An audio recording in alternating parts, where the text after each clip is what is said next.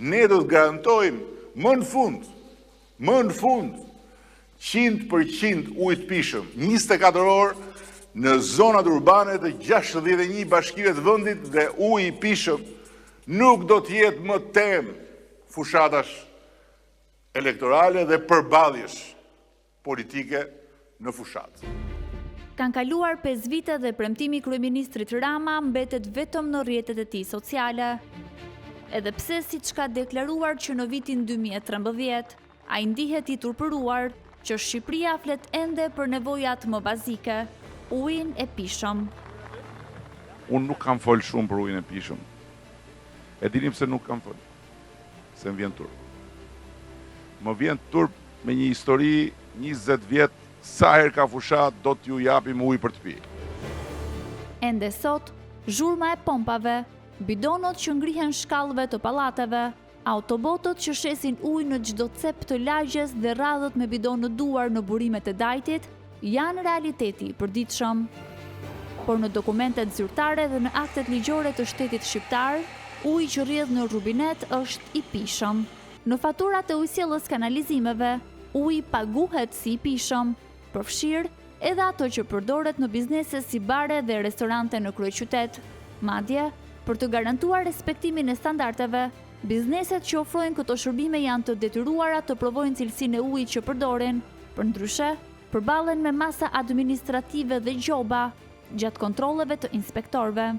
Sipas Institutit të Shëndetit Publik, kontrolli i cilësisë së ujit mbështetet në kuadrin ligjor të vitit 1992, ndërsa analizat kryhen nga strukturat përkatëse të higjienës dhe shëndetit publik, por në praktik, procesi shpesh reduktohet në një procedurë formale dokumentacioni për të shpëtuar inspektorëve. Provzat sterile të marra nga Instituti i Shëndetit Publik mbushen me ujë të blerë dhe dërgohen për analiza mikrobiologjike, ku pas disa ditësh, vetë instituti i pajis me një dokument që tregon se uji i përdorur është brenda standardeve. Për Institutin e Shëndetit Publik, garantimi i ujit të pishëm është detyrë e bizneseve, por në fakt, sipas ligjit, ky është një detyrim i pushtetit vendor. Pushtet të tilla, ky njerëzit këto gjëra të gjithë këtë lloj rrjeti të ujit pishëm e njohin, e din. Kështu që o do shkojnë tek shishja për ta bler, ose do ta ziesh mirë para se ta përdorësh. Ujësjellës Kanalizime Tiranë i thash tek se institucionet kryejnë analiza periodike të 31 monstrave të ujit, por nuk pranoi të vërë në dispozicion raportet e këtyre analizave. Ndërsa sipas një raporti të kontrollit të lartë të shtetit, në 14 ndërmarrje të ujësjellës kanalizimeve, të cilat kanë edhe detyrimin ligjor për kryerjen e analizave mikrobiologjike të ujit të pishëm, është konstatuar se 8 prej tyre nuk kanë laborator, ndërsa 6 laboratorët e ndërmarrjeve të tjera janë të pa akredituara. Tu nuk kemi asnjë laborator që bën analizat e ujit. Çfarë do thotë? Të gjithë këto laboratorët që ekzistojnë janë laboratorë të pa certifikuar, të pa akredituar, dhe analizat e tyre nuk njihen ligjërisht. Për herë të parë, problemi i cilësisë së ujit mori vulë zyrtare në vitin 2021. Gjykata e Tiranës legjitimoi se uji i rrjetit i përdorur nga qytetarët ishte jashtë parametrave që garantojnë sigurinë për konsum.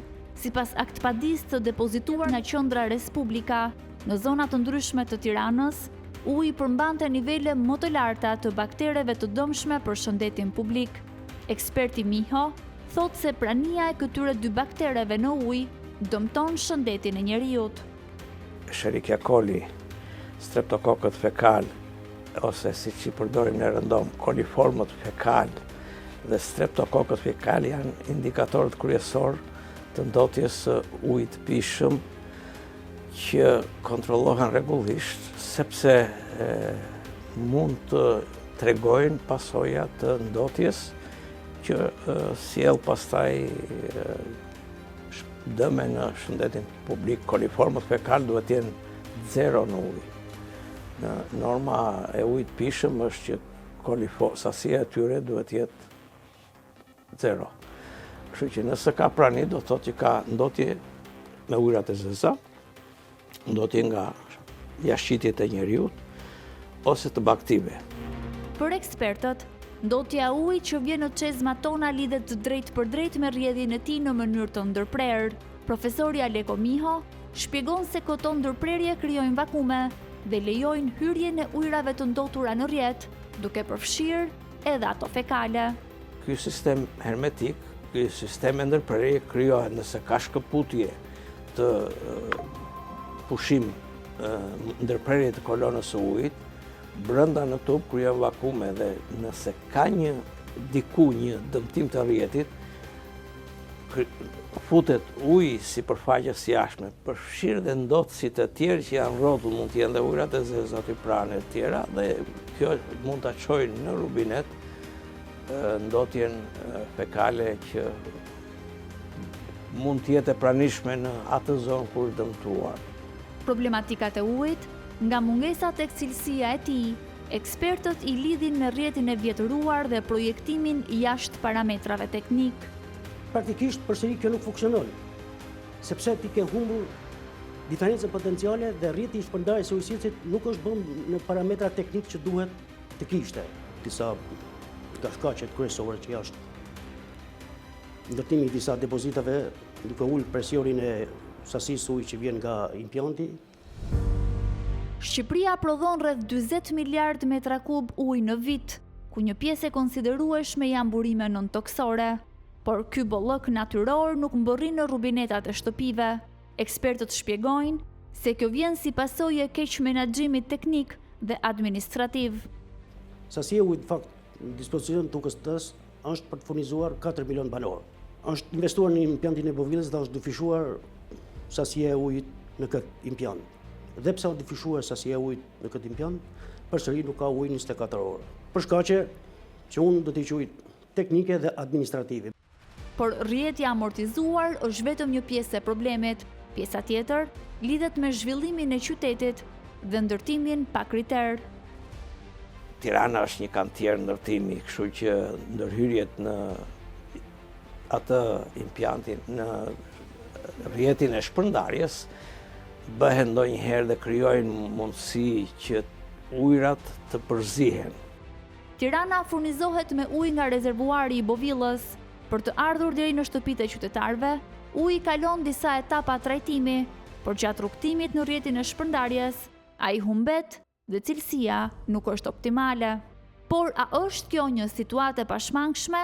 Sipas ekspertëve, zgjidhjet nuk mungojnë. Profesori Miho shpjegon se ekzistojnë alternativa që mund të garantonin furnizim pa ndërprerje dhe cilësi më të mirë të ujit. Lidhur me burimin e ujit pishëm, Tirana ka gjetur një zgjidhje që merr ujë nga ymblesi i Bovillës. Madje ka shtuar sasinë në vitet e kaluara të asaj që ishte në fillim nga 1800 e kanë bërë 2000 ca, nuk e di se sa ka vajtur përfundimisht që bën. Por ai është një basen i hapur në një zonë të banuar me fshatra, me aktivitete tjera. Ky ujë trajtohet, por sido që t'jetë nuk është ai që meriton një kryeqytet që ka një ambicie zhvillimi të madh. Ne jemi një vend që kemi ujëra dhe duhet të gjejmë mundësi burime të tilla që uji që vjen në Tiranë të jetë vërtet cilësor. Dhe nuk jemi shumë larg burimeve të matit. Tani mundësia ekziston që të shkosh të marrësh ujërat e burimeve të matit dhe t'i futësh në një Tiranë për ujë të pishëm, por dhe për të shëndetësuar lanën. Tirana shfaq një realitet urban në kufijtë e groteskes, një qytet që ndërton kulla moderne, por që në terraca vendos depozita për të siguruar një shërbim bazik. Mungesa e furnizimit të pandërprer me ujë ka bërë që depozitat në terraca dhe podrume të kthehen në pjesë të arkitekturës urbane të kryeqytetit. Premtimi i kahershëm se furnizimi 24 orë me ujë do të vi bashkë me modernizimin e tij, u risoll edhe një herë tjetër nga kryeministri Rama vetëm 6 muaj më parë, gjatë prezantimit të një reforme në sektorin e ujësjelljes kanalizimeve. Kjo është dhe koha për të filluar dhe punën hap pas hapi me planin e heqjes së depozitave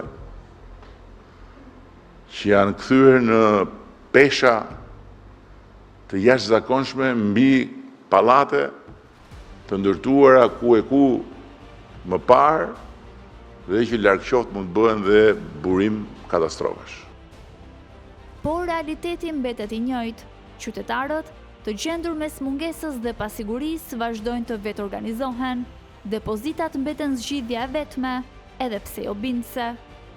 Të rrethuar mes alternativave, problemi nuk është mungesa e burimeve, por mungesa e një sistemi që ta çojë ato tek qytetarët, dhe derisa kjo të ndryshojë, për shumë familje, uji i pishëm do të vazhdojë të mbetet një privilegj i paarritshëm.